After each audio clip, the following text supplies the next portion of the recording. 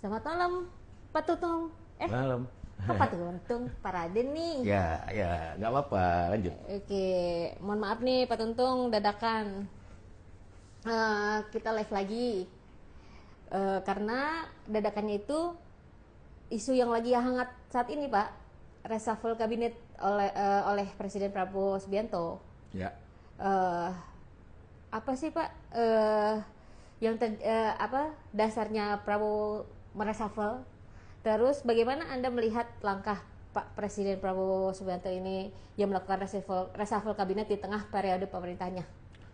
ya kalau dasarnya ya alasannya itu yang tahu sih Pak Prabowo kan gitu. Kita mana tahu alasannya gitu.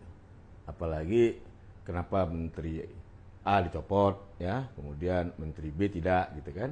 Tentu yang paling tahu Pak Prabowo. Nah, cuma kita bisa memberikan analisa. Kita lihat dari sosok atau figur menterinya kan gitu.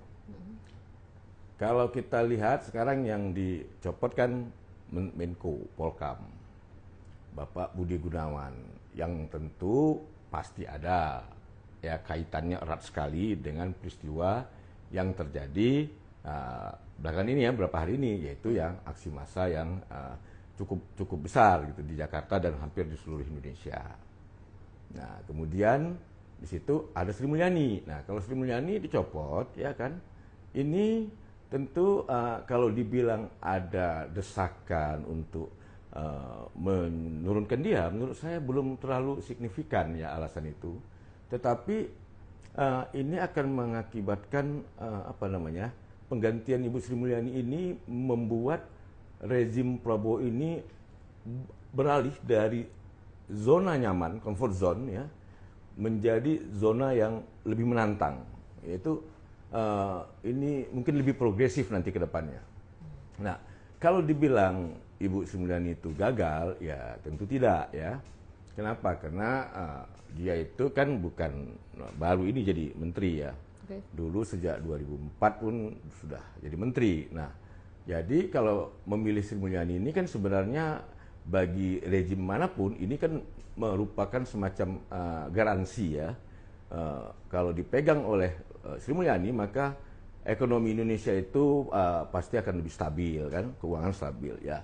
Ini kan sebenarnya Sri Mulyani ini kan penganut Keynesian ya, mazhab ekonomi Keynesian, di mana dia menggunakan instrumen keuangan itu APBN itu untuk mendorong pertumbuhan ekonomi, kemudian mengatasi krisis ekonomi, kemudian juga untuk membuat meningkatkan lapangan kerja dan segala macam. Jadi dia bisa kotak-katik itu dengan disiplin dia untuk semua penerimaan negara itu masuk semua ke APBN. Jadi tidak ada lagi dana non budgeter ya, kecuali yang seperti PSO, USO, Public Service Obligation, Universal Service Obligation, yang memang itu ketentuan internasionalnya itu tidak boleh masuk ke APBN. Itu dikutip dari 1,5% omset dari perusahaan telekomunikasi ya, kayak yang Anda pakai sekarang ini, baik itu Telkomsel dan segala macam itu masuk ke, tidak masuk ke APBN, tapi masuk ke Bakti. Nah, memang itu rawan. Akhirnya tiap tahun ada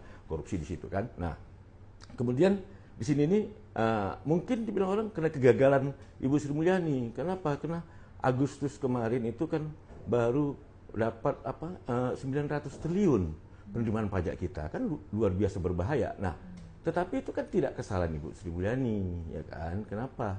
Itu kesalahan Pak Prabowo. Karena beliau lah yang menyebabkan ekonomi Indonesia stuck, ya kan? Nah, kemudian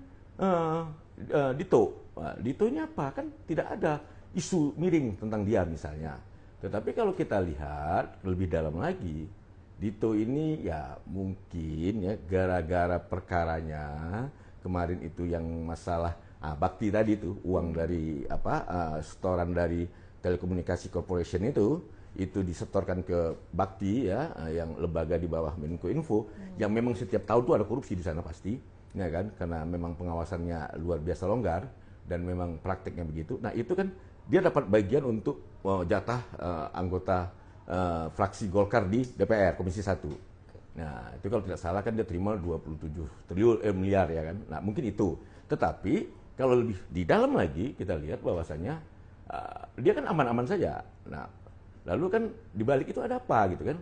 Di balik itu kan ternyata ada dugaan orang mengatakan kasus Alfie Muiz itu ya, itu tidak lebih merupakan karena adanya informasi yang datang dari Dito gitu, baik itu Dito maupun dari mertuanya atau ayahnya gitu, sehingga itu menyebabkan dua lembaga kita, aparat hukum kita, itu Polri dan Kejaksaan itu hampir mengalami konflik secara fisik dan terang-terangan gitu kan. Nah, lalu siapa lagi? Lalu si Karding ya. Karding saya juga nggak lihat salahnya di mana terlalu apa ya. Kemudian si Budi Ari, agak Budi Ari ini memang tuntutan rakyat kuat sekali dan untuk bisa menyidik dia di perkara judol ya tentu seharusnya dia memang diberhentikan ya kan. Nah, jadi kalau kita lihat ini dari figur-figur ini, apakah ini sesuai dengan tuntutan masyarakat itu? Yeah. Ya jawabnya tidak gitu.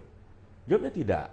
Ya, kalau Pak Budi Gunawan diganti ya, karena dia dianggap bertanggung jawab dengan terjadinya persoalan-persoalan itu, persoalan yang aksi unjuk rasa itu, kita harus lihat apa yang menjadi tuntutan masyarakat itu, kan gitu kan? Nah, artinya kan tidak beliau sendiri saja yang salah. Tapi kalau dibilang beliau memberikan informasi yang keliru kepada presiden, lalu itu dianggap fatal, ya silakan, ya kan diganti, karena itu hak prerogatif presiden. Cuman menurut saya alangkah bagusnya ini nggak usah ada penggantinya. Penggantinya itu gabungkan kembali yang namanya Menko Polhukam, ya kan. Jadi kita ini kan bicara efisien ini semua kan. Nah, ini kesempatan Presiden Prabowo tidak usah cari orang lain. Ya Pak Yusril sebagai Menko sekarang hukum, Imimpas dan lembaga imigrasi itu dikembalikan lagi gitu, ya kan? Dia menjadi Menteri Menko Polhukam, ya kan? Nah, tetapi kalaupun mau dikasih orang lain, ya saya pikir yang udah jaminan kita untuk bisa mengendalikan institusi hukum dan keamanan di Indonesia ini kan adalah Pak Mahfud MD kan gitu kan. Nah, itu adalah jaminan mutunya. Kalau Sri Mulyani kan jaminan mutu di stabilitas keuangan. Kalau Pak Mahfud MD itu adalah jaminan mutu untuk di Polhukam kan gitu kan. Nah, jadi ini tidak sesuai. Jadi apa yang dituntut ini, yang dituntut rakyat itu ya berbeda. Bahkan saya itu mengkhawatirkan stabilitas keuangan kita yang sudah ibaratnya tutup mata Sri Mulyani menjalankan itu kemudian ini nanti keluar dari zona aman ini, mungkin mencoba untuk mengenjot ekonomi ya, yang kalau kata 8% seperti kata saya, itu kan kata Pak Purbaya kan ya nggak mungkin lah ya kan. Jadi artinya itu ya, tapi kalau 6% dicoba katanya. Nah, ya tentu saja saya tetap pesimis ya. Dengan kabinet yang sekarang saya pesimis. Dengan kebijakan Pak Prabowo sekarang saya pesimis. Anda perhatikan itu soal soal Ibu Sri Mulyani itu ya. Sri Mulyani itu kan sebenarnya tertekan dia. Kenapa dia tertekan? Karena dia gagal mencapai kinerjanya. Itu kenapa Pak Prabowo? Kenapa Pak Prabowo ini meminta ya untuk dijalankan yang namanya program-program populis yang menurut saya itu konyol gitu. Seorang presiden jenius ini kok bisa menjalankan membuat program seperti yang namanya makan bergizi gratis itu betul konyol lah gitu. Ya, saya nggak tahu dari mana datangnya itu. Ya. Oke, ngomong-ngomong soal Ibu Sri Mulyani, Menteri Keuangan yang diganti sama Pak Purbaya, menurut Bapak pergeseran di posisi Menteri Keuangan seringkali berdampak besar pada pasar. Apa implikasi dari pergantian ini terhadap stabilitas ekonomi dan kepercayaan investor? Ya, ini kan kalau bicara pasar ini kan bicaranya penawaran permintaan. Lalu kemudian ada namanya sentimen negatif, sentimen positif kan gitu. Jadi kalau ada sesuatu yang pasar ini kan nggak boleh terkaget-kaget Bu ya. Pasar ini dia ini seperti apa namanya ya binatang peliharaan yang harus benar-benar dielus-elus gitu. Nggak boleh kalau ada perubahan itu nggak boleh dadakan gitu. Nah, jadi ketika diganti Sri Mulyani sebagai bentengnya kan gitu kan, benteng dari keuangan Indonesia ini, ya tentu pasar bereaksi negatif kan gitu. Nah, tapi ya kita percayalah kata Pak Purbaya kan, saya kan orang dana reksa, gampang itu kata dia kan, ya kita lihat nanti.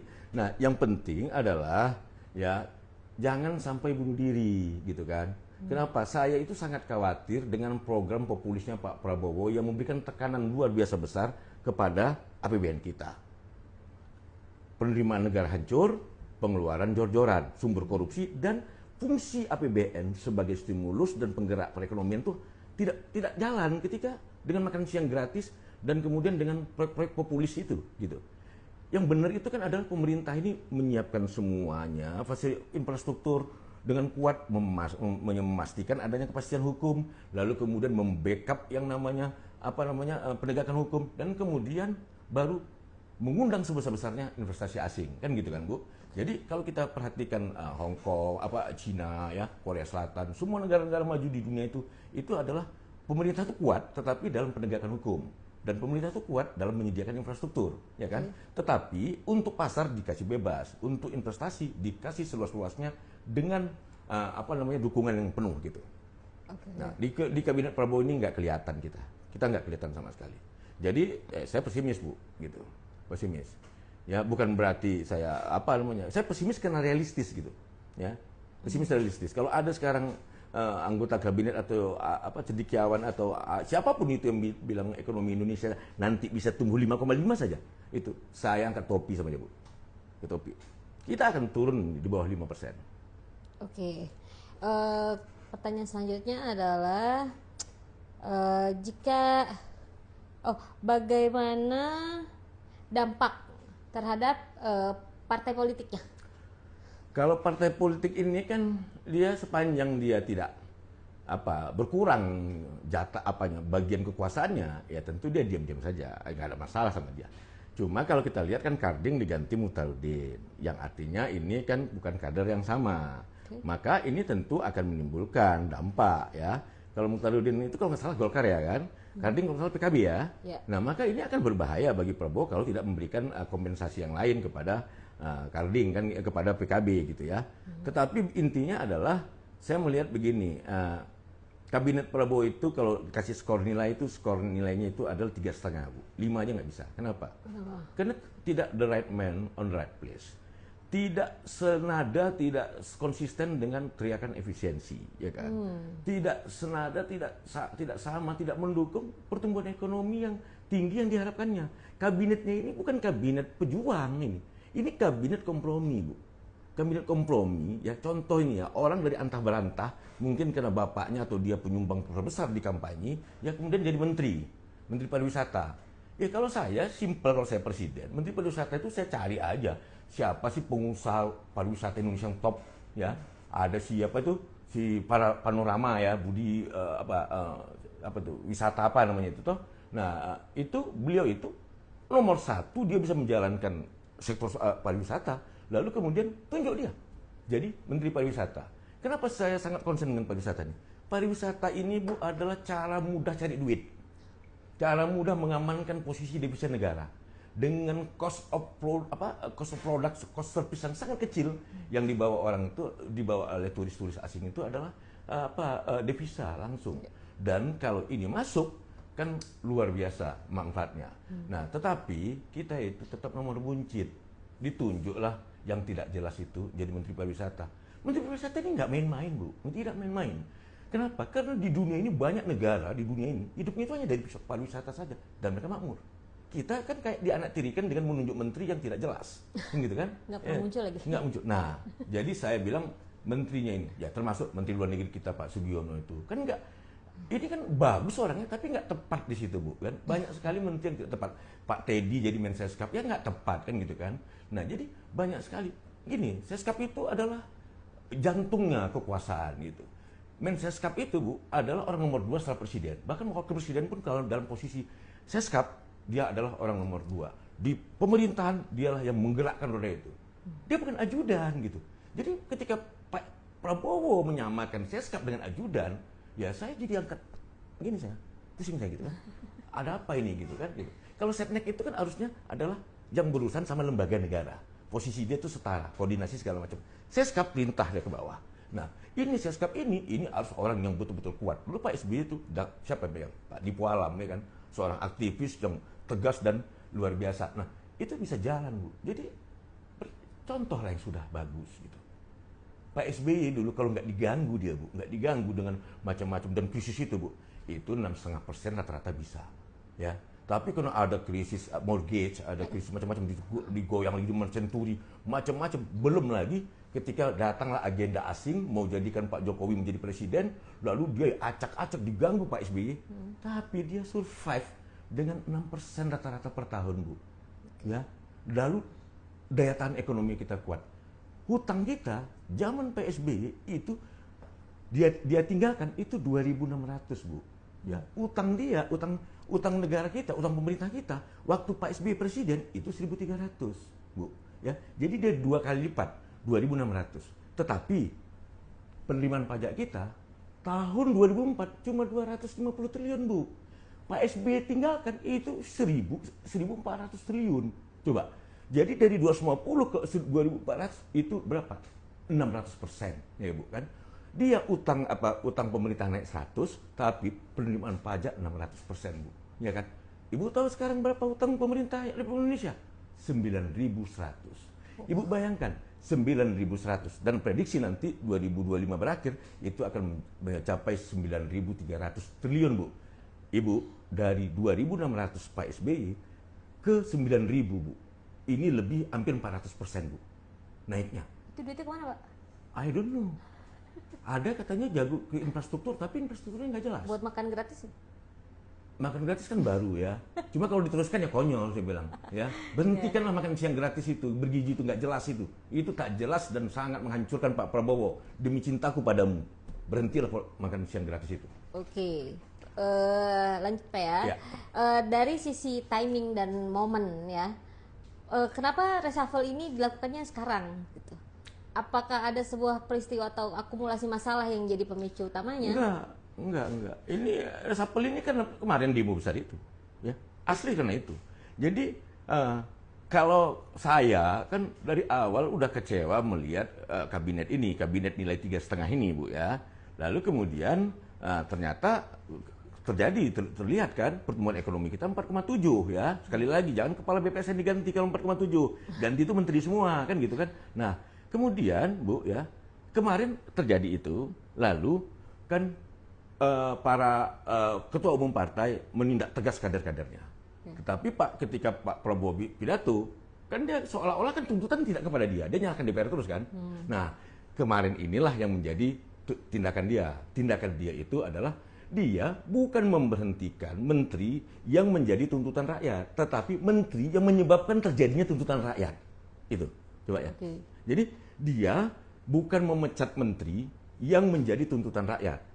Yang dipecatnya adalah itu dianggap menteri yang menyebabkan terjadinya. Yang dianggapnya, okay. Gitu ya. Yang dianggapnya seperti misalnya Pak Budi Gunawan yang dianggapnya mungkin mendorong dia untuk jatuh dengan usul yang katanya ya. Undang-undang darurat militer yang mengerikan itu gitu. Nah, Ibu Sri Mulyani. Ibu Sri Mulyani. Pajak-pajak. Silahkan saja kalau Pak Prabowo memang mau genjot ekonomi, kalau dengan Ibu Sri Mulyani Menteri Keuangan kan susah tuh, ya kan? Dengan Pak Prabowo bisa. Tapi ini bisa melambung ke atas, Bu. Dengan kemungkinan 30%, tetapi 70% kemungkinannya akan terjerembab ke bawah. Hancur. Okay. Ya kan, maka seperti kata Pak Prabowo, negara Indonesia akan hancur 2030. Tapi sayangnya di tangannya beliau misalnya, kan luar biasa, Bu. Oke. Terus bagaimana Anda melihat perubahan di pos strategis seperti Menko Polhukam? Apa implikasinya terhadap stabilitas politik, penegakan hukum dan keamanan nasional? Ini gini, ya kan. Untuk mencari Menko Polhukam ini, ya, Menko Polkam lah gitu kan. Kalau saya bilang kan tadi, udah gabung aja sama Pak Yusril. Okay. Pak Yusril ini kan pernah menjadi Menseska, pernah menjadi Menteri Hukum, dia menteri udah berkali-kali kan. Jadi kita berikan dia, udah nggak usah dicari lagi lah jabatan orang untuk ngisi itu, ya kan. Sekali-sekali udah dirampingkan kembali, balik Pak Yusril megang. Biar efisiensi itu ya, jalan ya. Jalan okay. gitu. Jadi nggak cuma anggaran dong ini efisiensi gitu ya. Ini nggak ada gini ya, mulut ngomong efisiensi, tapi tanda tangan terus bentuk lembaga baru, menteri baru kan gitu kan. Semua pakai wamennya sampai 2-3 kan gitu kan. Jadi efisien apa enggak sih Pak sebenarnya? Tidak lah, kalau perbuatan tidak sama dengan tindakan, nggak konsisten orangnya, maka bagaimana rejim ini bisa dipercaya oleh rakyat, oleh pasar kan gitu kan. Okay. Jadi ya saya nggak ngerti ini Bu memang gitu. Kenapa bisa Pak Prabowo yang sebenarnya cerdas gitu bisa tiba-tiba berubah menjadi di luar harapan. Gitu. Nah, terus banyak spekulasi yang menyebut reshuffle ini adalah upaya Presiden Prabowo untuk keluar dari bayang-bayang pemerintahan sebelumnya dan menegaskan gaya kepemimpinannya sendiri. Apakah Anda melihat ini sebagai langkah dejokowifikasi kabinet? Enggak, tidak. Yang digesernya yang orang Jokowi itu kan cuma satu saja, Bu, ya kan? Cuma 17 orang Jokowi yang di menteri di kabinet. Bagi masyarakat sekarang udah mengetahui sejak bulan keempat itu Presiden berkuasa, dia menganggap ini seperti rejim Jokowi jilid 3 kan gitu kan. Jadi kenapa? Karena yang diganti ini kan tidak. Karding di mana dengan Jokowinya kan gitu kan. Dito di mana dengan Jokowinya kan nggak ada, Bu, ya kan. Ya. Sri Mulyani mah di mana? Sri Mulyani ini kan menteri semua presiden kan begitu kan. Jadi yang terjadi sekarang ini adalah ini hanya menjawab ini Bu kepanikan kemarin. Itu aja gitu. Buktinya apa? Kalau ini membantah ucapan dari Menteri Sekretaris Negara ketika mencopot. Alasannya apa, Pak? Dikata wartawan. Dia bilang apa? Ini evaluasi berkelanjutan. Kalau evaluasi berkelanjutan, mengganti orang itu sudah benar ganti dan sudah siap penggantinya. Ini kan penggantinya belum ada. Artinya ini adalah kepepetisme ini. Mendesak gitu. Jadi ya mudahlah dipahami oleh rakyat ada kebohongan di sini gitu. Partai mana yang paling diuntungkan dan dirugikan dari komposisi kabinet yang baru ini? Ya kita belum tahu kan, belum terisi yang Menko Polhukam tadi kan. Ya. Tapi yang jelas yang dirugikan di sini, yang udah untung adalah Golkar ya. Kalau misalnya nanti Putri apa?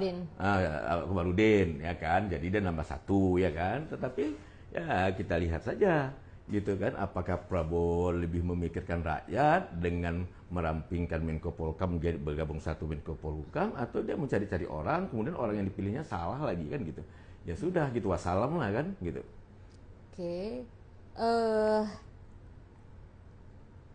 Terus menurut Bapak siapa lagi nanti? Apakah akan ada reshuffle jilid 3, jilid 2, jilid 3, 4, 5? Kalau menurut saya harusnya besok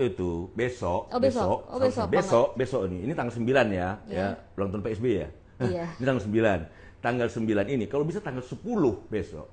Itu reshuffle lagi, menteri-menteri nggak jelas. Sekarang ginilah, kan sudah setahun pemerintahan. Masa Prabowo nggak punya KPI-nya?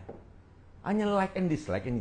Kan lucu kalau like and dislike. Menteri ini benar, menteri ini enggak. Kenapa? Ya reshuffle kemarin kan bukan karena ini, Bu. Bukan karena KPI-nya kan. Tapi karena misalnya ya kayak Pak itu dianggap dia keliru memberikan informasi gitu kan. Ada kesalahan di situ. Bukan KPI secara kinerjanya secara 1 tahun penuh gitu. Jadi ya wajar saja misalnya kalau Pak Prabowo itu tidak pakai penilaian. Karena partainya saja dulu begitu gitu kan. Gerindra sendiri tidak mengenal rakernas apa segala macam gitu kan, dikelola tidak seperti ini. Dulu saya pernah bilang bahwa Gerindra itu partai kelontong, toko kelontong, sampai saya dimarahin sama Mas Haryadi Darmawan. Saya bilang hitam, jangan kau ini. Itu kan mentor saya, Mas Haryadi Darmawan itu. Jadi stop kamu itu kritik koslap Pak Prabowo. Oh siap Mas, saya bilang gitu kan. Kenapa? Karena ini karakter, Bu gitu. Tolonglah Republik Indonesia ini dikelola profesional, di keuangan dulu udah profesional nih, karena Ibu Sri Mulyani itu yang mengenalkan adanya neraca, Bu, ya adanya aset pemerintah di zaman Ibu Sri Mulyani itu yang tertib segala macamnya. Nah kemudian kalau ini ngikutin gaya Pak Prabowo yang begini, maka yang terjadi adalah saya khawatirnya kita kembali setback ke tahun 2000, gitu. Kenapa gitu Pak? Hancur, Bu. Gini Bu ya. Ketika rejim baru berkuasa, itu biasa ada euforia. Euforia dari rakyat, euforia dari pasar, yang kita sebut dengan sentimen positif. Itu biasanya semuanya indah, dan biasanya mudah sekali untuk dorong ekonomi itu naik. Ya kan? Ya. Pak Prabowo kok turun? Gitu. Artinya kan ekspektasi rakyat itu hanya sebentar sekali. Gitu ya, euforia itu cuma sebentar sekali. What's wrong sini? Ada masalah apa di sini? Gitu. Ya kan? Kenapa bisa terjadi seperti ini? Jadi penempatan the right man and the right place itu nggak berjalan, sehingga ini bisa menguatkan tuduhan nepotisme. Nepotisme itu tidak akan muncul kalau misalnya orang yang ditunjuknya meskipun orangnya dia, tapi orang yang tepat. Tapi kalau orangnya nggak tepat, dia paksakan, seperti Sugiono di Menlu, Bu, itu ketawa seluruh dunia, ya kan gitu kan. Dan Teddy di Setkap dikasih Maputra lagi, ketawa seluruh dunia. Itu nggak bisa dihalangin orang menunjuk Anda nepotisme, nggak bisa. Tapi kalau memang dia benar, Sugiono di mana kayak ditempatkan gitu kan? Saya nggak ngerti nih Pak Prabowo ini gimana gitu. Boleh Anda membela orang Anda, tapi dahulukan negara kan gitu. Dahulukan bangsa, dahulukan rakyat. Itu dia. Saya kecewa di situ. Oke. Menurut Bapak, apakah Pak Prabowo ini dia mendapatkan informasi yang A1 lah gitu istilahnya, yang benar gitu maksudnya? Gini dari Bu, ya kan. sekelilingnya. Soal apa presiden itu dapat informasi yang benar atau tidak, kalau dia tidak punya inisiatif sendiri, maka dipastikan dia akan mendapatkan informasi yang apa namanya, yang fake lah gitu ya. Kenapa? Karena gini, tidak ada satupun orang di sebelah kiri dia, kanan dia yang mau menginformasikan informasi yang buruk atau negatif.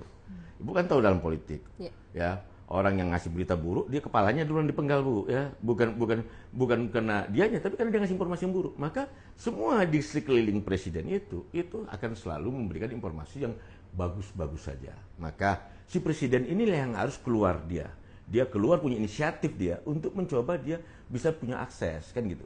Nah, satu hal yang paling dia harus lakukan adalah yang namanya handphone Bu, ya. Jangan kasih ke ajudan. Jangan dikasih ke ajudan, jangan dikasih ke staf. Harus ada handphone satu yang dipegang oleh presiden. Biar apa? Biar ketika ada tokoh-tokoh besar, ada siapapun yang tiba-tiba ada memberikan informasi kepada dia atau menterinya atau pembantunya segala macam, dia bisa dijangkau. Bisa dijangkau presiden itu 24 jam, ya kan? Ini kan Pak Prabowo ini kan HP-nya dipegang oleh, saya nggak tahu makhluk mana yang megang kan gitu kan, sehingga bisa saja hambatan komunikasi itu terjadi. Kenapa? Kalau Anda menteri, Anda pembantu presiden, Anda mau menghadap presiden, itu 4 bulan, 5 bulan belum tentu bisa disetujui loh Bu. Oke. Tergantung ini para dayang-dayang sekitarnya ini. Nah, Prabowo ini harus keluar dari sini. Dia nggak bisa 100%. Kenapa? Orang Bu, pemimpin Bu, bukan hancur karena musuh, tapi hancur karena ring satunya. Yes. Itu dia berbahaya. Karena musuh tidak akan menghancurkan Anda. Yang menghancurkan Anda itu orang sebelah kiri kanan Anda yang Anda anggap paling percaya. Ya, berterima kasihlah pada musuhmu. Iya, berhati-hatilah dengan awan sekitarmu. Iya. Gitu. Jadi jangan jaga sembung bawa golok teruslah gitu kan. Oke. Sekali bawa belati lah gitu kan. Nah, gitu. Nah, kemudian dari sisi figur-figur yang menggantikan nih. Oke. Ferry Juliantono memang diplot untuk ke situ ya. Ferry ini kan teman saya Bu ya. Dia itu lama dulu menjadi ketua Dewan Tani Indonesia gitu ya. Jadi dia itu udah puluhan tahun dia memikirkan kesejahteraan ekonomi dari petani. Dia dekat sama basis massa yang di bawah itu. Jadi saya sih berharap dengan dia Menteri Koperasi, dia mampu memanfaatkan ini jabatannya ini ya, untuk bisa menjadi bermanfaat sebesar-besarnya bagi petani, nelayan dan seterusnya. Nah, yang perlu dilakukan ini biasanya kan kalau aktivis LSM ini, dia kan LSM dulu kan. Nah, yang perlu dilakukannya ini dia harus ada penguatan hukum. Dia harus dikawal dengan orang yang mengerti hukum agar dia tidak tergelincir gitu Bu. Kenapa? Karena kadang-kadang kayak Pak Taufik Melembong maksud baik ketika dilanggar prosedur jatuhnya korupsi Bu. Gitu, bahaya. Dan biasanya juga menteri-menteri dari aktivis ini, ya contohnya udah ada lah wakil yang kemarin kan, itu mudah sekali terpleset. Dengan apa? Dengan Noel yang namanya Noel itu, dengan yang namanya prosedur. Karena korupsi itu masalah prosedurnya sebenarnya, ya kan? Yeah. Ya, intinya sebenarnya masalah suap, tapi kan suap dihilangkan sama pemerintah kita. Padahal suap itu nomor 1. Nah, tetapi ketika prosedurnya benar, maka korupsinya tidak ada. Ini menteri-menteri yang aktivis, very oke, dia akan lebih sempurna kalau diberikan dia dikawal oleh tim hukum yang kuat, kan gitu. Oke. Pertanyaan ini menarik. Di kementerian itu, di seluruh kementerian, lembaga atau instansi, ada nggak sih Pak khusus divisi hukum sendiri? Ada biro hukumnya kan ada. Tapi kenapa masih banyak menteri yang sekarang gini? terpleset? Kalau Anda di Kementerian Keuangan itu ada 2 biro hukum. Satu biro hukum, satu lagi biro bantuan hukum. Nah, biro bantuan hukum ini dia adalah untuk person, Bu. Ya, biro hukum itu untuk masalah peraturan regulasi yang ada semua di kementerian atau di lembaga atau di instansinya atau badan itu.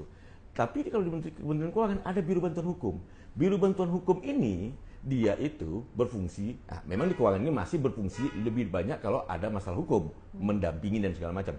Tetapi ya dia akan lebih sempurna kalau dia menjadi penasehat hukumnya dari menteri, ya kan gitu. Ya. Nah, kalau misalnya menteri itu sampai melanggar undang-undang, yang salah itu bukan menterinya, Bu.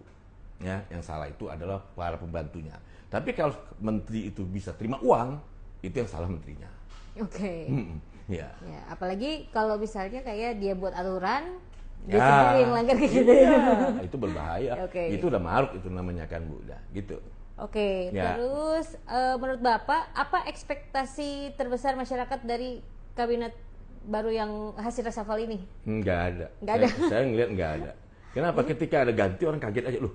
Kenapa Pak Budi Gunawan diganti? Kan dianggap sebagai tokoh powerful tuh. Kenapa diganti? Tapi kemudian kan diketahui ada informasi yang salah segala macam. Dan kemudian kalau si Dito kenapa diganti? Kan dia nggak gini-gini. Tapi akhirnya kan kita ketahui. Oke. Nah, lalu Karding. Cuma gara-gara main gaplek, main sama Kalau main raja? gaplek, ya berarti itu nggak benar. Kalau main gaplek kan pasti Raja Juli dicopot. Berarti kalau tidak kan berarti Pak Prabowo dia lebih takut atau lebih menghormati yang namanya Prayogo Pangestu, yang menghormati Indra Wijaya yang sebagai tuannya si Menteri Kehutanan kita, ya Raja Juli, daripada ketua umum partai kan gitu kan, yang punya konstituen. Artinya dia lebih takut kehilangan uang daripada dia takut kehilangan dukungan politik kan gitu kan. Nah jadi kalau gara-gara itu ya Raja Juli harus dicopot lah. Dan ini Raja Juli pun juga aneh ini, Bu, penunjukannya kan gitu kan. Kehutanan itu kan sumber daya alam kita, sumber kekayaan luar biasa, gitu.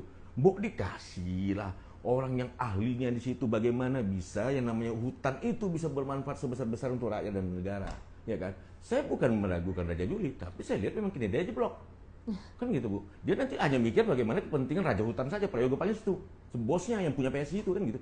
Oke. Merujuk pernyataan Bapak tadi. Jadi tiap menteri ini itu ada benderanya masing-masing, Oh Pak? iya. Kalau ada yang soloran gitu ya, misalnya tiba-tiba saya jadi menteri gitu, ya itu berarti itu betul-betul mujizat luar biasa, kan gitu kan? Kenapa? Karena ini semuanya itu bergen, Bu, gitu. Nah, yang bisa begini ini kan kalau presidennya itu ada presiden yang tough, yang kuat gitu ya. Pak Prabowo ini jadi kita anggap sebagai presiden yang lemah. Kenapa? Karena kabinetnya kabinet kompromis politis dan ekonomis, kan gitu kan? Artinya adalah politiknya kompromi berbasis dukungan politik dan dukungan money. Money. Okay. Nah, jadi kalau kita lihat begini ya terus terang saja gitu ya, janganlah Anda seperti pungguk merindukan bulan gitu atau seperti menunggu Godot, ya kan? Kereta api senja itu nggak akan lewat, Bu. Ini artinya yang kita nantikan itu tidak akan ada kalau seperti saya bilang kemarin. Kalau Pak Prabowo tidak mengubah kebijakannya 180 derajat, tidak mengubah perilakunya 180 derajat, yang ada Republik Indonesia wassalam, Bu. Oke. Menurut Bapak siapa lagi menteri yang harus diganti, Pak? 50%, Bu. Ya, sebutin dong, Pak. Ya, saya nggak usah sebut lah. Nanti gara-gara saya diganti, terus dibilang gara-gara saya lagi dicari-cari. Bukan apa-apa, mau dikasih selamat kan gitu kan. Oke. Kenapa? Karena sekarang menurut Bapak dari sisi kinerja gini, Bu, yang nggak mesti diganti sebenarnya. Tukar gitu. Seperti saya bilang tadi, Sugiono itu jadi banyolan internasional, Bu, menjadikan dia menteri luar negeri. Yang Mbok digeser lah dia kemana? Dia mungkin lebih tepat jadi Mensekap misalkan gitu kan. Bukan Teddy yang jadi ajudan jadi Mensekap. Ini logika berpikir Pak Prabowo ini luar biasa sulit sama maminya. Nah terus, Bu, kemudian yang namanya menteri-menteri itu disesuaikan, Bu. Menteri pariwisata ya orang yang jago pariwisata, bukan penyumbang terbesar, bukan pengusaha batu bara, Bu. Gitu. Ya kemudian jaksa agungnya bagaimana informasi hukumnya bisa diganti, kemudian Kapolri bagaimana bisa diganti, kan begitu. Ini, Bu, lihat ya kemarin ya ada Perpres. Ibu pernah dengar nggak Perpres perlindungan hukum terhadap perlindungan keselamatan atau hukum pada kejaksaan gitu. Saya tuh mau ketawa buat itu. Itu kan kena di tengah maraknya gara-gara si Harvey itu ya. Jadi ada kepentingan oknum-oknum tertentu dari kepolisian yang terganggu dengan gebrakan kejaksaan dan sebaliknya, maka timbullah itu kan. Lalu kemudian Presiden mengeluarkan Perpres yang bunyinya adalah jaminan keselamatan kalau tidak salah, saya lupa ya itu. Perpres itu bulan Mei gitu. Saya itu mau ketawa geli Bu, tapi karena belum setahun Pak Prabowo saya nggak mau komentar, nanti takut terlalu dini kan. Kenapa? Karena kalau kejaksaan saja sudah harus dalam menegakkan hukumnya, dia lalu meminta perlindungan keselamatan dan diterbitkan perpres untuk itu, besok institusi Polri, penyidik-penyidiknya itu juga keluar perpres perlindungan kepada Polri. Habis TNI juga ketika perang takut dia kena masalah, kena mati dia kena perang, buat pula nanti ya kan oleh presiden yang namanya perpres perlindungan TNI. Terus rakyat yang nolong siapa? Kalau orang-orang yang seharusnya melindungi rakyat ini saja minta perlindungan sama presiden, berarti kita nggak butuh presiden, Bu. Kita butuhnya Tuhan. Kenapa? Presiden nggak bisa kontrol. Tidak ada kontrol presiden kepada polisi misalnya. Kan gini Bu ya, kalau ada dua anak kita berantem gitu Bu, yang kita keluarkan kan bukan undang-undang Bu, bukan peraturan kan, bukan kan? Tapi kita sentil yang satu anak ini, suruh damai. Damai. Kalau nggak kau skor, kan gitu kan? Ya. Kan begitu. Ini nggak terlihat di Pak Prabowo. Seolah-olah dia tidak mengendalikan polisi, seolah-olah tidak mengendalikan kejaksaan, seolah-olah tidak mengendalikan TNI. Terus, oh iya, orang kata jabatan presiden barangkali kan begitu kata orang kan, gitu kan? Ini adalah rejim Jokowi jilid 3. Itu yang muncul di rakyat. Saya itu sangat cinta sama Pak Prabowo, tapi saya sangat kecewa, gitu Bu. Saya nggak peduli bilang kenapa, karena ketika kita kecewa sama yang kita cintai, kita ngomong apa adanya, ya kan? Mau panas telinga beliau silahkan. Kenapa? Karena karakter Pak Prabowo satu, ya, beliau tidak bisa mendengar. Maksudnya? Tidak bisa mendengar. Dia tidak akan sulit mendengar dari anak buahnya itu. Padahal beliau ini harus belajar mendengar. Tiru mertuanya Pak Harto dulu. Bagaimana Pak Harto itu mendengar selama 5 tahun pertama periode kekuasaannya dia. Mendengar Bu. Artinya gini contoh ya, kayak Ibu Sri Mulyani. Dia bilang dia mau programnya makan bergizi gratis yang menghabiskan 300 triliun itu.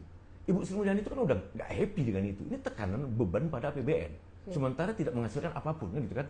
Nah, ditambah lagi dengan apalagi program untuk membangun sawah, cetak sawah. Cetak sawah itu Bu, pemerintah cuma buat regulasinya, siapkan infrastrukturnya, itu kerjaan swasta kasih. Kan gitu. Itu tugas pemerintah, bukan pemerintah mengerjakan semuanya. Kalau pemerintah mengerjakan semuanya, Bu, di negara kita ini menjadi negara komunis era komunis apa namanya? Komunis ala dulu kan, Tiongkok saja tidak begini kan gitu kan. Hanya sektor strategis sajalah negara yang bertindak gitu. BUMN kita makin banyak. BUMN kita itu harus hilang, Bu.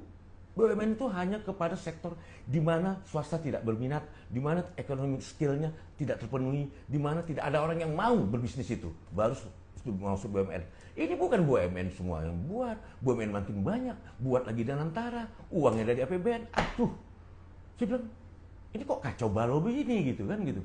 Jadi Pak Prabowo ini mudah, tidur saja dia, ekonomi kita 5%. Kalau bangun dia kok jadi 4,7 gitu, ya kan? Tapi terlambat belum, beliau kan baru setahun, masih mulai dicoba, ya. Pak Prabowo dengan segala hormat, Anda ubah, gitu kan? Anda harus bisa berkomunikasi dengan tokoh-tokoh, dengan apa? Setiap saat, artinya outline-nya, Bu, ya. Kenapa? Karena untuk menyampaikan sesuatu itu kan nggak mesti kita ngadap gitu kan, kita WA saja bisa gitu kan. Dan ini sangat penting informasi-informasi begini. Itu Pak SBY lakukan itu Bu, semua presiden lakukan. Jadi ada apa namanya informasi itu masuk kan, dia baca gitu kan, kita dibalas gitu kan segala macam kan. Saya kemarin itu ya memberitahukan ada kerabat beliau meninggal saja, saya WA nggak bisa Bu, nggak centang satu, waduh udah nggak aktif lagi beliau ini kan. Baru saya menyampaikan maminya beliau yang meninggal gitu, kan? Yang ada di Yogyakarta. Kenapa? Kan saya dekat juga, ya kan? Saya secara emosional dekat Bu. Kenapa? Karena Mas Haryadi, ketua pertimbangan Gerindra itu mentor saya. Kemudian mami itu yang dianggap mami juga sama Pak Prabowo itu mami saya. Cacu Pak Tatu itu kan mas saya gitu. Jadi dekat sama itunya, tapi dengan saya kan nggak pernah mau dekat sama, nggak mau secara fisik dekat gitu, karena kalau saya dekat situ di kawan-kawan elit Gerindra itu saya mau ngasih informasi yang bakal merugikan kawan-kawan gitu kan. Nah tapi Anda ini menakutkan gitu ya maksudnya? Saya gini, kalau orang nggak kenal sama saya seolah-olah saya menakutkan, karena dianggap saya tahu banyak, ya jaringan saya banyak, dianggap kan begitu. Saya dianggap sangat keras terhadap koruptor.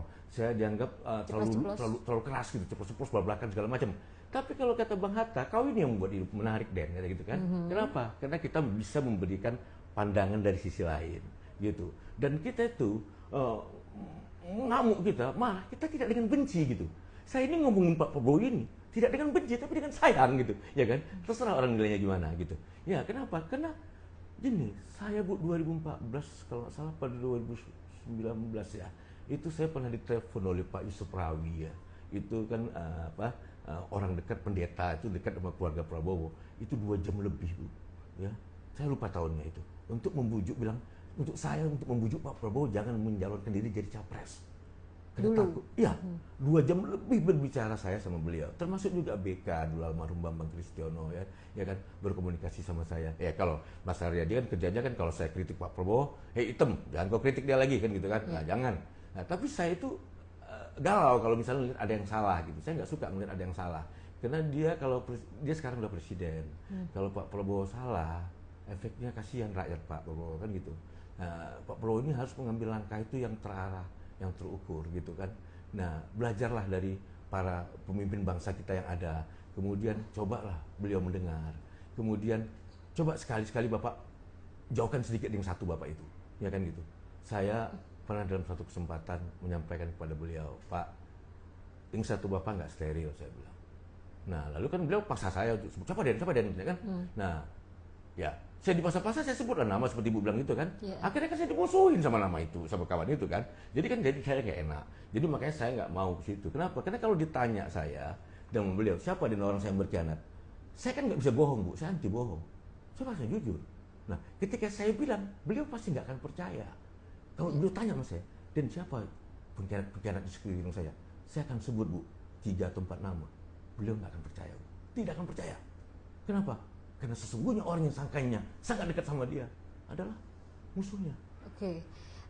Pertanyaan selanjutnya adalah agak geser dikit Pak, seperti yang kemarin live di sebelah kan gitu. Pembahasan tentang RUU perampasan aset. Ya, ini sedikit Pak. Kita bahas lagi.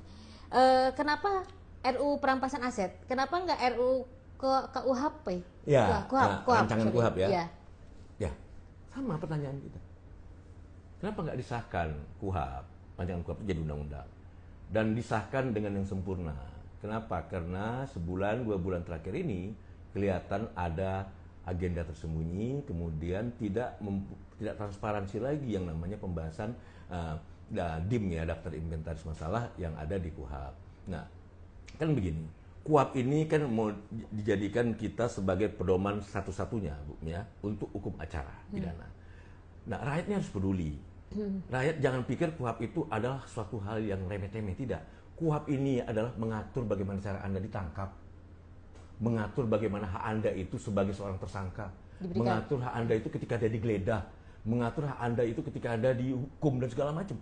Artinya, ini sangat menentukan Anda.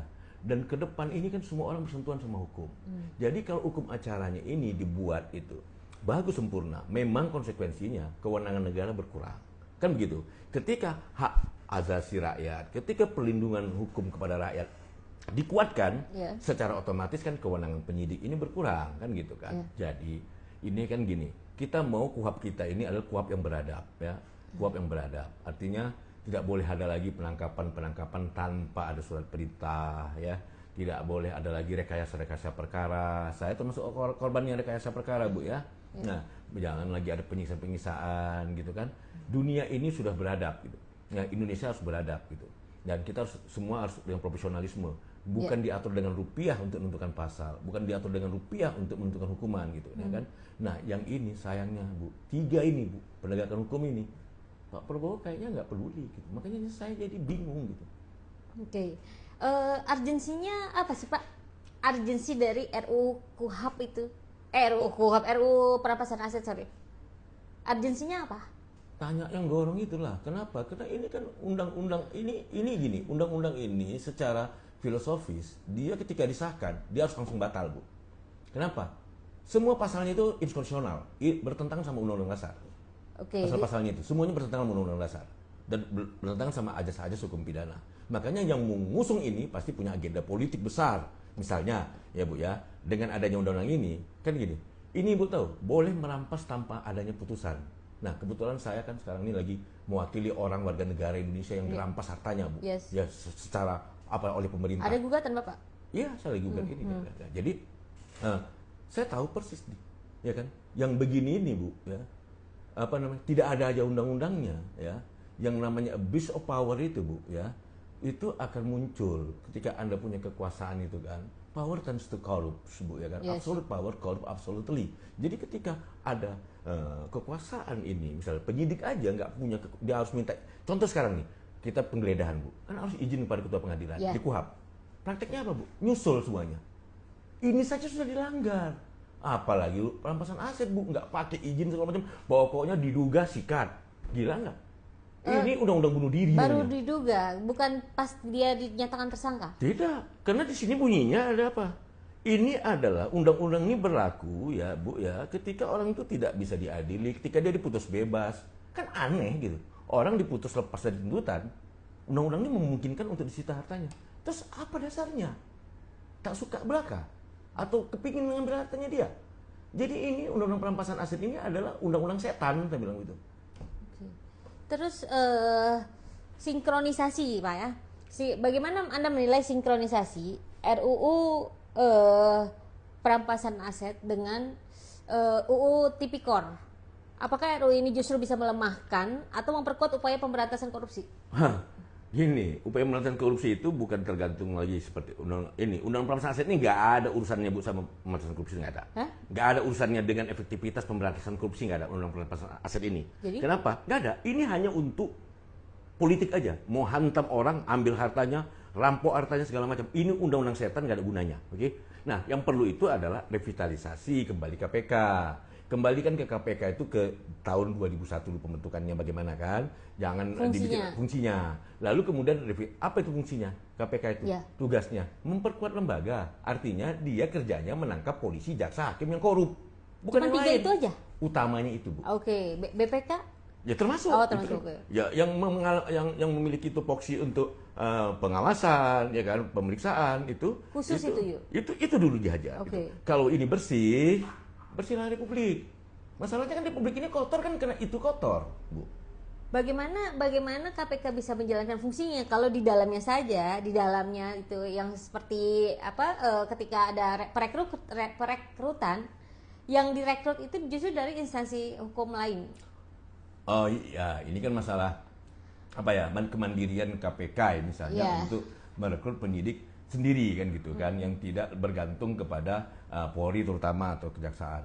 Ini begini Bu, kalau sekarang ini masih terjadi juga begitu, termasuk pimpinan KPK yang polisi misalnya gitu ya, ini benar-benar sebenarnya sudah memalukan ya, udah jadi bencana kita lah, bencana hukum. Saya nggak tahu mayoritas rakyat kita nggak peduli ya. Kenapa? Yang namanya pimpinan KPK itu sebagus mungkinnya, sebaik mungkinnya itu tidak boleh ada polisi di dalamnya, tidak boleh ada jaksa di dalamnya, tidak boleh ada anggota BPK, tidak boleh ada hakim di dalamnya. Kenapa? Tugas mereka ini kan membersihkan ini gitu. Jadi kalau sekarang ini kita lihat ya, seolah-olah semacam jatah dirdik KPK itu harus dari kepolisian, dirtut KPK itu harus dari kejaksaan. Terus kasihan yang di bawahnya ini. Karyawan pegawai KPK itu tidak punya path of career kan, jadi udah berantakan Bu. 10 tahun Pak Jokowi itu meninggalkan Indonesia yang hancur lebur berantakan Bu, utang segunung Bu, dan sekarang mau dihancurkan lagi oleh Pak Prabowo dengan kepemimpinan yang sekarang ini. Makanya di awal ini saya koreksi, saya dulu Bu selama tahun 2010, 11, 2013, 2014 itu setiap hari menginformasikan pada rakyat siapa Pak Jokowi ini gitu. Tapi gak banyak yang dengar, akhirnya saya ditangkap. Dan ketika sekarang semua yang saya katakan itu alhamdulillah kan terjadi. Saya ketawa saja. Saya bilang apa mau bilang kan gitu kan. Kenapa? Apa yang saya omongkan gitu semua gitu kan. Nah, tapi saya ketawa aja. Dan saya nggak mau ini lagi. Kenapa? Saya bilang kan sudah saya ingatkan dulu. Bahkan saya mempertaruhkan jiwa saya. Saya mau dibunuh lah, saya ditangkap udah pasti. Sampai ke Nusa Kambangan saya diekspor Bu, dikirim. Seru. Jauh banget Pak. Seru. Tahu nggak Bu pasalnya Bu? Saya bilang pasal apa yang bisa nangkap saya? Nggak bisa mereka ngomong. Saya pasal membela Republik Indonesia. Mantap jiwa. Jadi saya adalah napi karena membela Republik Indonesia. Iya kan? Saya bangga kenanya. Saya nggak bangga. Nah, orang-orang kayak Bapak gini kan itu yang cinta sama Indonesia ini kan gitu. Pada kemana Pak? Maksudnya kok diem aja gitu loh. Dengan saya nggak bisa nilai orang ya. Ada orang yang jadi aktivis, kemudian berubah jadi politisi, kemudian berakhir bagaimana. ada orang yang aktivis kayak Bang Hariman itu dia aktivis terus kan gitu kan. Nah kalau saya ini kan saya lebih suka sebenarnya begini gitu. Kemarin saya di Pengadilan Negeri Jakarta Pusat jumpa sama junior, Bang abang kenapa nggak jadi menteri? Bang abang pantas gini. Bilang aku nggak mau aku jadi menteri. Kenapa? Lah jadi menteri di era kayak gini nih nggak pas, bilang itu, ya kan? Kenapa? Karena nanti aku akan menjadi zebra di antara kuda, aku bilang kan. Nah, bukan berarti aku menonjol, akhirnya aku yang dibasmi karena aku tidak sepaham sama mereka, ya kan. Kita ini mau membuat pemerintahan yang bersih, pemerintahan yang benar, yang bagus, bukan pemerintahan yang korup, kan gitu. Nah, ketika saya melihat pemerintahan sekarang ini belum benar, gitu, saya nggak mau masuk ke dalamnya. Nah, Gitu, dengar-dengar nih Pak, dengar-dengar informasinya, Bapak kan nama Bapak itu dimasukkan ke dalam salah satu calon JA. Aduh. Saya mau tanya, bagaimana menurut Bapak? Bapak bersedia? Saya kan gini bilang, saya dulu pernah bilang sambil guyon, saya bilang saya mau cuma jadi jaksa agung. Kenapa? Karena situ saya bisa sikat segala macam. Tetapi saya maksudnya bisa negakkan hukum. Tetapi kan sebenarnya kejaksaan itu kan bukanlah penyidik, ya kan gitu. Saya harus juga jujur ngakuin. Kejaksaan itu sebenarnya dia nggak punya fungsi penyidikan. Harus dikembalikan kepada Polri, fungsi penyidikan itu. Jaksa itu di penuntutan. Nah, intinya apa? Saya cuma mau kalau saya ditugaskan di bidang hukum. Dan saya yakin gak ada yang berani, Bu.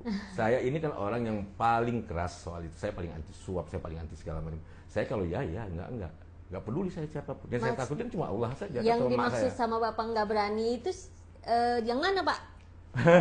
Yang nunjuk saya lah. Takut lah orang nunjuk saya kan, gitu.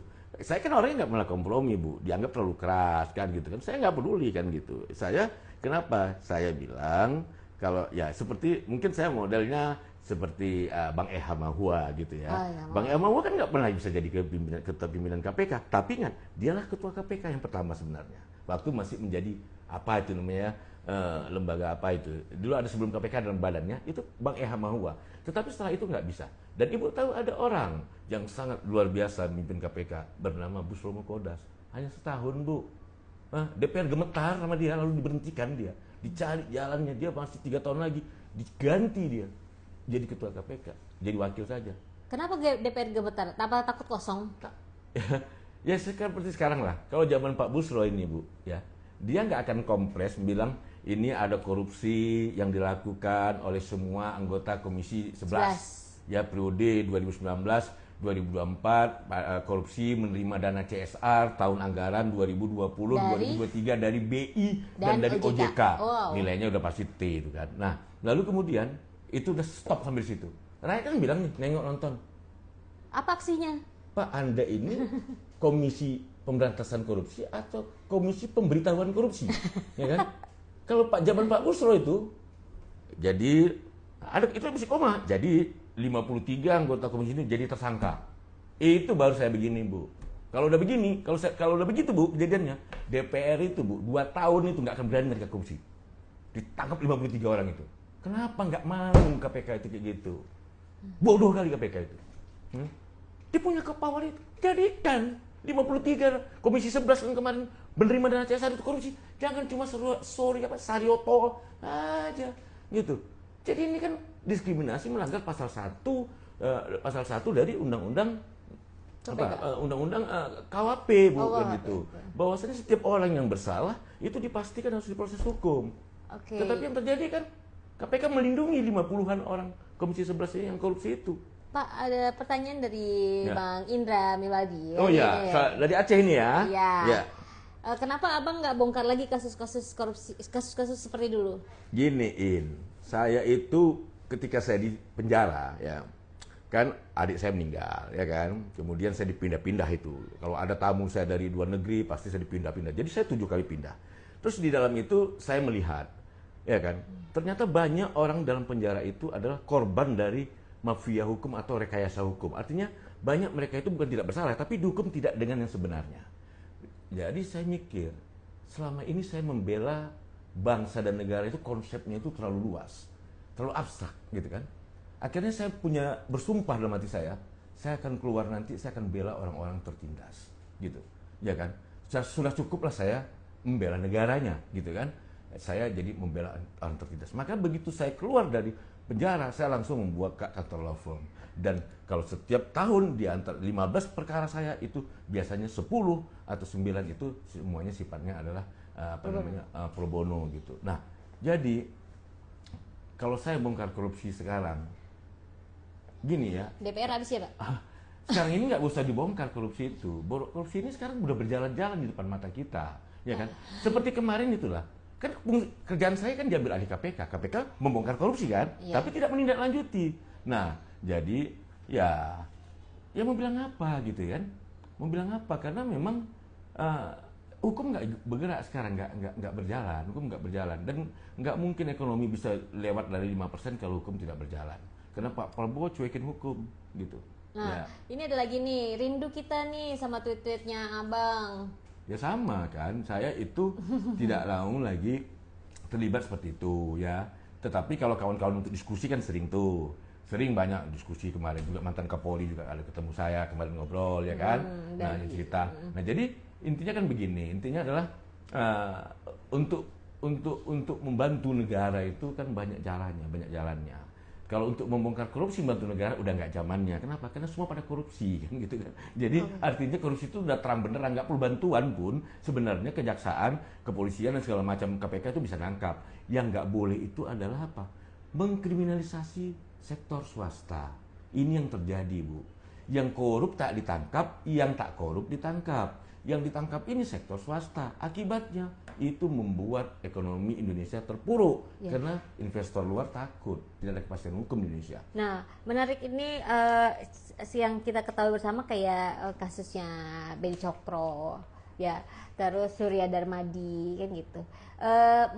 Menurut pandangan Bapak bagaimana? Apakah mereka benar-benar melakukan itu atau apa kami hitam atau gimana? Gini, saya nggak mau komentarin agak jauh ya soal itu karena nanti kan dianggap saya tidak menghormati itu. Tapi kan saya baca lah, kayak Beni Cokro saya baca dakwaan itu kan, saya ketawa ini. Ini kan bukan perbuatan Prabowo, bukan buatan Beni Cokro. Kenapa dia yang kena kan gitu kan? Oh berarti ternyata ada yang tokoh besar yang pelaku utamanya yang dilindungin kan gitu. Nah kemudian saya baca Surya Darmadi Bu kan. Gini, kita nggak usah khawatir baca kayak putusan tuh puluhan ribu tuh ribuan lembar, nggak usah khawatir. Kenapa? Itu diulang-ulang itu, Bu. Cuma kelihatan aja itunya. Itu intinya paling 112 halaman. Saya baca bagus-bagus putusan Surya Darmadi itu ya. Saya kaget. Loh, ini kan sebenarnya piutang, utang. Jadi Surya Darmadi itu ya, dia itu kan membuka lahan ya, perusahaan dia ya. Ini perusahaan dia loh, bukan dianya. Perusahaan dia buka lahan segala macam di Riau ya tahun 2000 dulu ya, 25 tahun yang lalu. Dan kemudian dia udah jalan segala macam, ternyata ada satu izin yang nggak diurus kan gitu. Nah harusnya yang timbul kan adalah hutang tagihan Bu, gitu kan.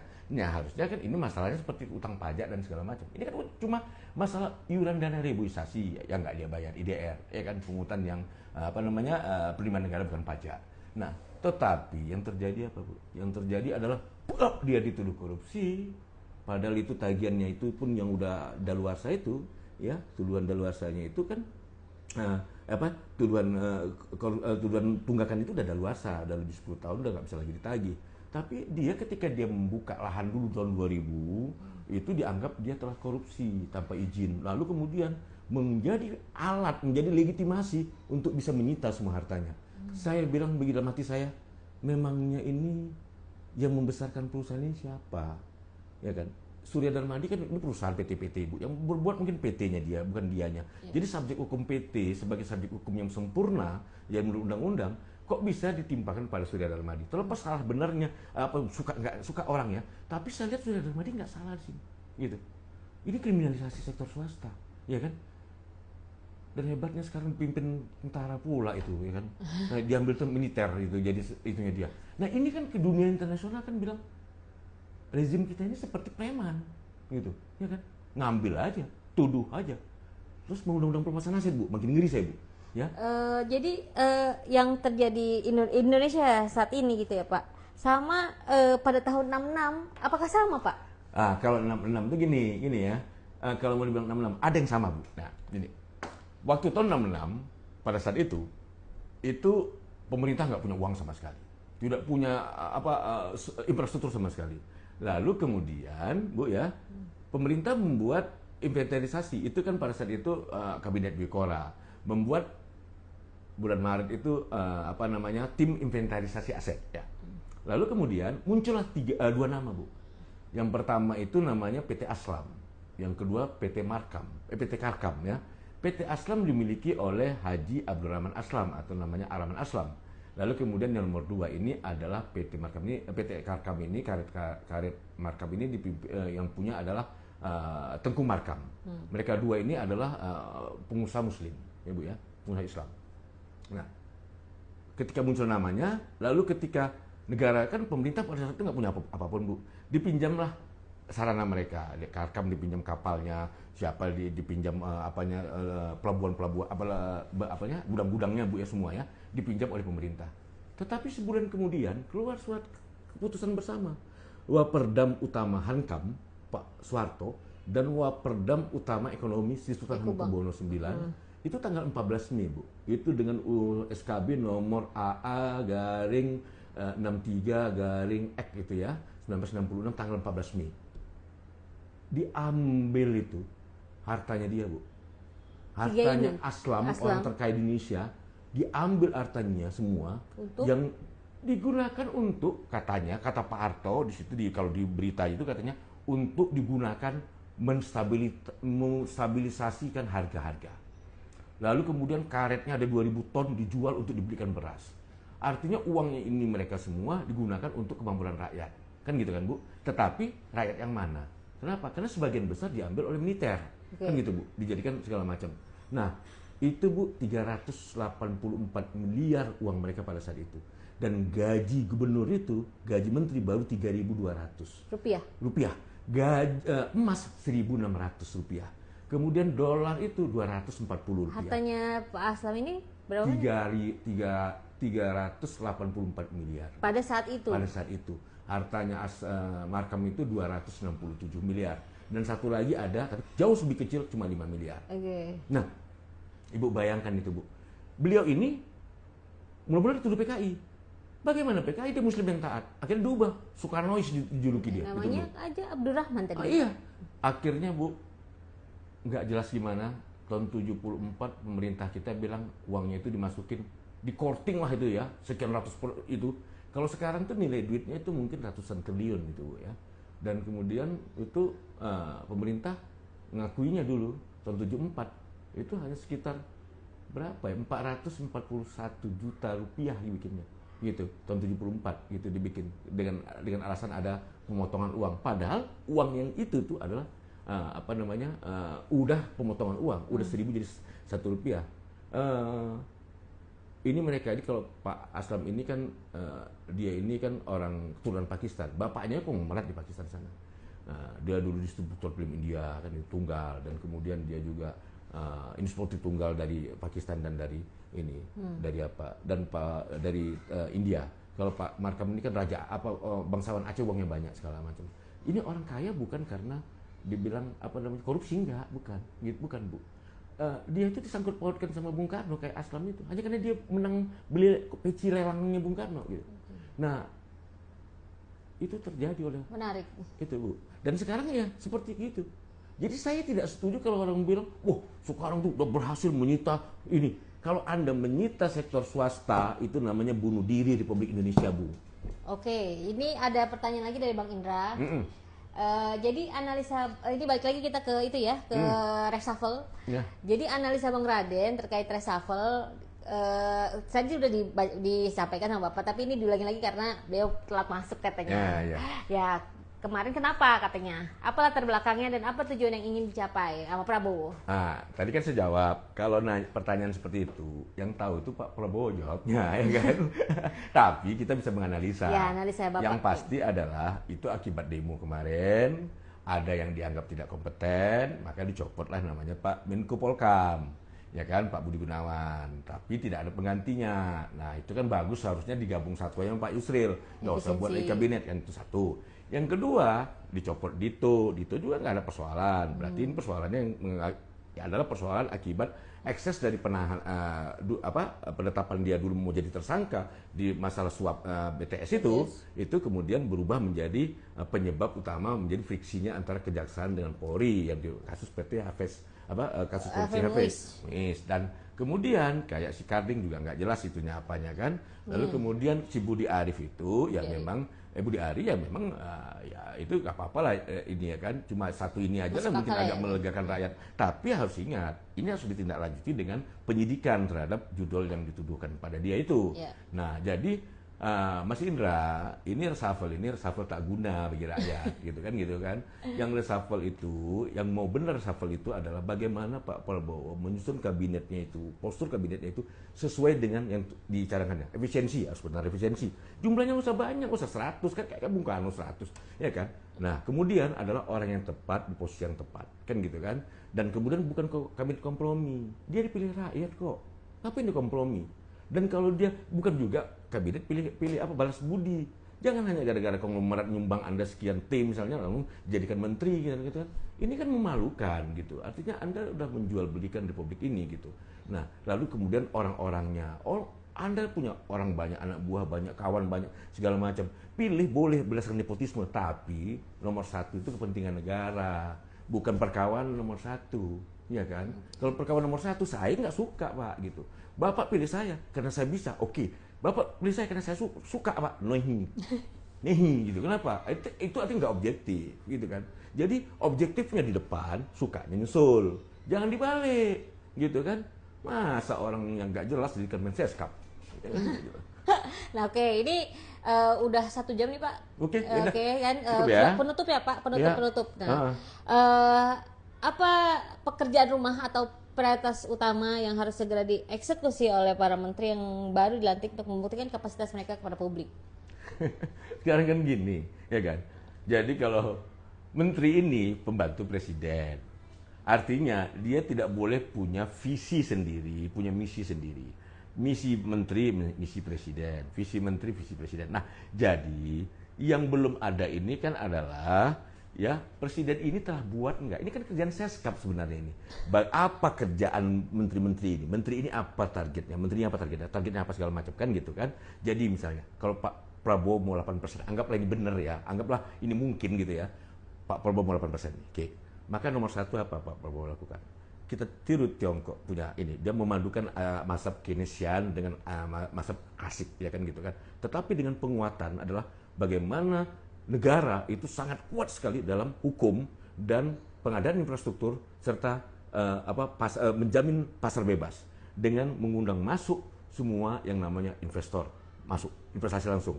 Investasi langsung masuk ini sangat besar dampaknya bagi pertumbuhan ekonomi. Kenapa? Multiplier effect Bu. Orang bawa duit bangun pabrik, bukan orang bawa duit di saham besok dia bisa jual lagi. Ini enggak, bawa pabrik dia tukar ke rupiah, bla bla bla segala macam. Akhirnya ini tumbuh.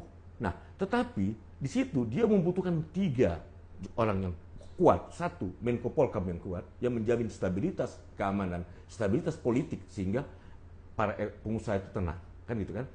Stabilitas ekonomi, politiknya jalan. Lalu kemudian menterinya, berarti menteri yang bisa membuat stabilitas keuangan, model-model kayak Sri Mulyani gini kan, penganut Keynesian ini, dia bisa menggunakan instrumennya itu untuk mendorong peningkatan agregat ya, publik, dan kemudian dia bisa menggunakan instrumen keuangannya untuk mengatasi krisis, dan dia juga bisa menggunakan apanya ini untuk meningkatkan pertumbuhan ekonomi dan lapangan kerja. Jadi dia butuh itu tadi, Menko Ekonomi yang kuat, Menteri Polkam yang kuat ya, kuat dan tepat ini ya, dan kemudian dia punya Menlu yang benar gitu Bu ya, Menlu yang benar.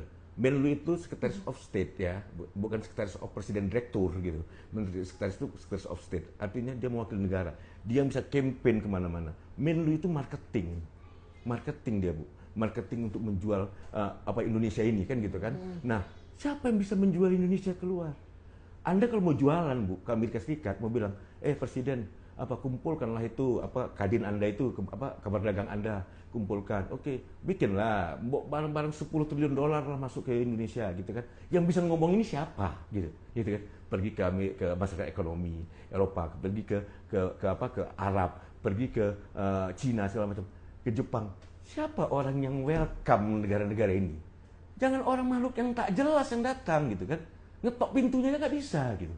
Kita ini kan mau ngambil, Menteri Luar Negeri itu kerjanya ngambil uang orang itu bawa ke sana gitu. Kalau itu terjadi 8% bisa Pak. Ini saya buka rahasianya. 8% itu kenapa saya hantam terus Menteri Luar Negeri. Menteri Luar Negeri pilih yang jago, pemasarannya oke, bisa buka pintu dan bisa bawa orang pengusaha itu masuk ke Indonesia. Itu baru bisa terwujud. Kalau Menteri Luar Negerinya alhau, kata orang Medan, alhau lah Republik ini. Nah, terakhir nih Pak ya. Ya, terakhir lagi. Terakhir, pertanyaan terakhir sebagai penutup. Setelah perombakan ini, apakah menurut Anda siklus reshuffle sudah selesai atau untuk sementara waktu, atau Anda melihat adanya reshuffle berikutnya dalam waktu dekat, dan postur dan figur kabinet ideal kabinet Prabowo seperti apa? Dah, itu terakhir. Kalau kabinet Prabowo ideal udah saya bilang tadi tuh, ya. Ya, ulangi lagi. Nah, jadi gini Bu, ini pertanyaan terakhir tapi pertanyaan ini jawabnya menjadi panjang. Ya udah panjang nggak apa-apa. Gini Bu ya, kan saya bilang tadi, kabinet yang ideal itu adalah kabinet yang bisa mensupport 100% visi misinya presiden itu terwujud, ya. Presiden punya mimpi apa? Dia bisa wujudkan, ya kan? Artinya mereka sebagai operatornya. Presiden punya mimpi, mereka operatornya. Kan gitu kan? Nah, tentu, ya kan? Kalaulah ini ditunjuknya orang yang tidak benar. Jadi Menko Polkam ini harus sipil, Bu. Jangan militer, sipil. Biar citra Pak Prabowo menjadi bukan militerisme, sipil.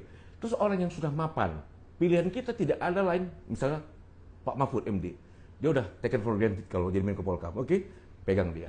Menteri Keuangan balik lagi lah, Menko Ekoin harus Sri Mulyani yang bisa menjamin itu. Ekonomi kita stabil kan gitu kan. Dan kemudian ini undang-undang peraturan segala macam ini. Jadi Menko Polhukam menjamin stabilitas, ya kan, politik keamanan segala macam. Nah, polisinya juga harus benar segala macam. Nah, kemudian Menko Ekonomi menjamin regulasinya tidak ada yang bertentangan dengan pasar dan segala macam. Dan kemudian ini Menlunya, Bu. Menlunya ini ya jangan seperti sekarang Menteri Investasi kita. Menteri Investasi kita merangkap pula Danantara. Regulator jadi pemain, ya kan? Anda mau kemana Pak Prabowo? Menteri jadi CEO Danantara. Saya nggak ngerti di gitu, ya kan, nggak ngerti gitu.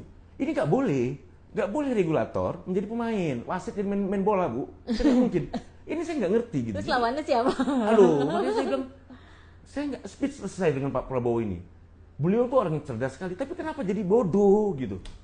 Sekarang ini jadi bodoh gitu. Saya bilang Pak Prabowo jadi bodoh sekarang. Ada gregetan sekali. Greget sekali. Kenapa? Karena gini Bu, ekspektasi rakyat besar. Dia dipilih oleh sekian banyak orang. Pak Prabowo, kalau Anda mengajak terbang Republik ini, Anda punya Ibu Mega untuk menjaga Anda punya Pak SBY untuk menasihati Anda. Ya kan gitu kan? Gunakanlah itu. Gunakan itu. Lalu gunakan kekuasaan Anda untuk memilih Pak yang benar. Bukan kawan-kawan Anda yang nggak jelas itu. Orang yang benar gitu. Ya kan? Lalu di tengah-tengah itu tentu kan ada negosiasi politik untuk memperkuat dukungan di parlemen. Oke, berikan itu gitu. Jadi yang benar lah gitu. Ya, semoga ini dengar sama Pak Prabowo atau gini ditonton ya, gitu ya. Bu, Pak Prabowo itu kan kepingin jadi presiden itu kan udah lama. Ya. Setelah jadi saya tahu persis itu, ya kan? Saya bilang ini kayak Donald Trump gitu kan gitu. Donald Trump itu kan udah lama kalah, tapi itu sudah menang. Tapi dia lumayan rekornya. Saya nggak mau Pak Prabowo ini menjabat cuma setahun, 2 tahun, atau 3 tahun, tapi dikenal orang sebagai presiden yang menghancurkan Indonesia, gitu. Karena cinta kita sama dia. Omong-omong. Hah? Omong-omong. Nah, jadi Bu ya, itu tadi deh. Figurnya seperti itu. Jadi saya nggak sebut nama itu. Nah, ya intinya adalah ubahlah narasumber ya, ubahlah ya. Karena gini, kata orang kan, kau adalah siapa kawanmu, kan gitu kan? Kau bergaul sama tukang besi, ya jadi tukang besi. Kau bergaul sama tukang sama pencuri, kau jadi pencuri. Pak Prabowo ini jadi salah gaul sekarang ya. Istilahnya gitu. Jadi kesalahan Pak Prabowo itu cuma salah gaul. Saran buat Pak Prabowo, circle-nya aja dirubah gitu ya? Bukan berubah, boleh tetap itu, tapi dia jangan main-main di situ. Itu mereka itu pembantunya harus jadi pembantunya, bukan jadi pengaturnya dia. Bukan menjadi pengendalinya dia. Berarti Pak Prabowo itu harus open ya Pak? Open, dia harus bisa punya saluran komunikasi yang hotline dengan siapa saja yang memberikan kontribusi masukan sama dia, dan karena karakter dia itu harus dirubah. Beliau itu kan nggak bisa mendengar dengan anak buahnya. Saya tahu persis tuh. Tapi kalau sama kita dia mau dengar, kalau anak buahnya dia nggak mau dengar itu. Ini karakter ini kan unik nih gini. Jadi kalau misalnya anak buahnya ngasih masukan, dia nggak mau, kan repot nih.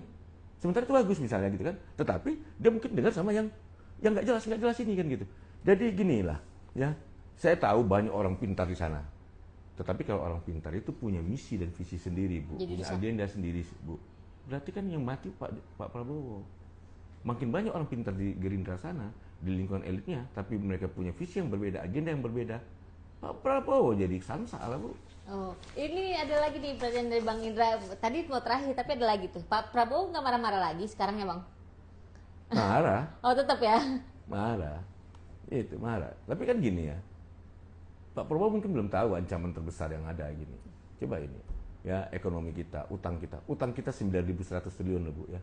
Ya Bu ya, bayangin tuh Bu. 9.100 triliun. Utang pemerintah nih, utang pemerintah bukan utang Indonesia. Pak SBY cuma udah 2.600.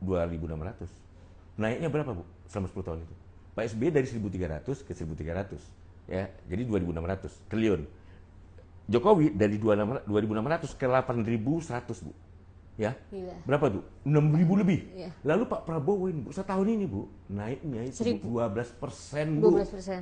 Itu hampir 1.000 triliun. Dan nanti jadi 1.200 triliun. Siapa yang bayar Pak? Rakyat lah Bu. Yang utang siapa Pak? Hah? Yang utang siapa Pak?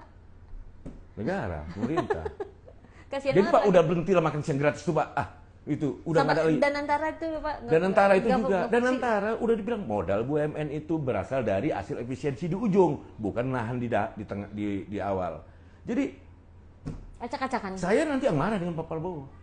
Bener, saya yang marah. Kalau dulu kan dibilang apalagi Den kata sama saya kan. Sekarang saya bilang, Pak, apalagi Pak? Saya bilang, mau apa lagi dibuat rusak Indonesia ini? Kenapa? Karena ada hal-hal yang sangat fatal. Iya. Dan orang kalau nggak ngomong gini Bu, itu orang artinya apa? Mau bikin beliau hancur. Saya nggak mau beliau hancur. Saya mau beliau sukses. Maka berhentilah BMG apa itu makan siang itu. Pokoknya semua kebijakan populis yang membuat tekanan terhadap APBN kita stop. Kan gitu. Dan Mulai dengan langkah yang benar. Dan mulailah mendengar Pak Prabowo. Ya. Mendengar yang benar, Iya, oke. bukan yang yes man, oke? Oke, Ya udah, terima ya. kasih Pak Raden Oke. atas Yang penting, bincang-bincangnya malam ini. yang penting ini adalah semua ini harus untuk kepentingan bangsa, kan gitu Yes. kan? Nah, maksud beliau untuk kepentingan bangsa, tapi caranya salah. Itu kita ingatkan. Ya, Oke. semoga masih ini ya masih semoga rekaman ini didengar sama Pak Prabowo dan berubah semuanya ini karena ini masih lucu-lucuan sekarang. Oke, terima kasih, Bu. Terima kasih Pak Raden. Terima kasih, Terima kasih netizen. Yuk, yuk. Dan Assalamualaikum. Waalaikumsalam.